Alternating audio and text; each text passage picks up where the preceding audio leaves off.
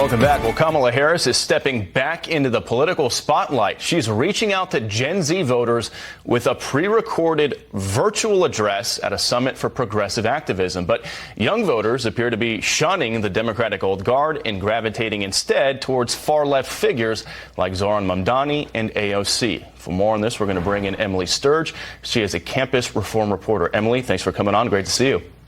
Thanks so much for having me. So you tell me, is Kamala Harris on Zoom the shot in the arm that Democrats are looking for right now?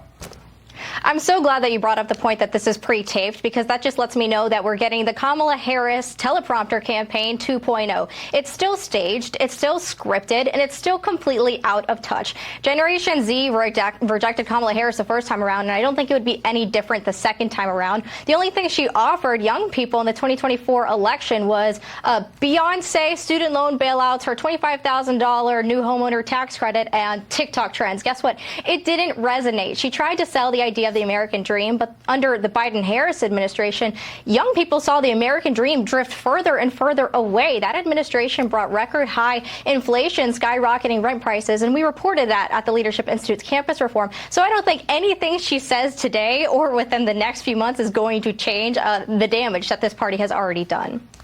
So obviously, in the wake of the 2024 election, the Democratic Party is trying to find its footing, which way the party is going to go. They seem to be at a crossroads between the older Democratic guard, the more moderate centrists, and this younger, more activist, progressive wing in the party. Here's a former Kamala Harris advisor on the Faulkner Focus earlier today with his thoughts on that. Take a listen.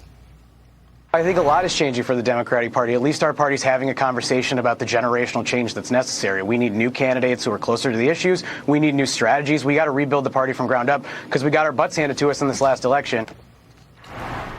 Emily, I guess the question is, what is this change they're talking about? Their whole messaging right now appears to just be resist Trump in any way possible. And then the candidates that are performing the best for them are a potential socialist mayor in New York City.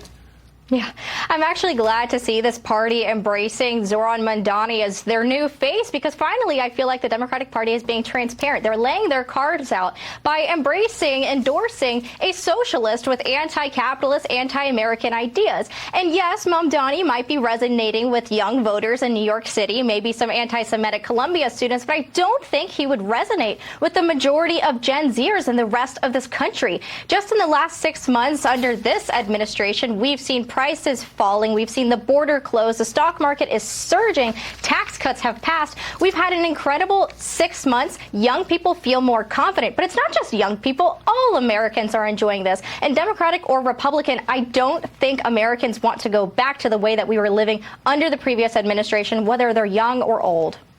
Yeah, and we know James Carville obviously doesn't beat around the bush. He calls balls and strikes essentially as he sees them.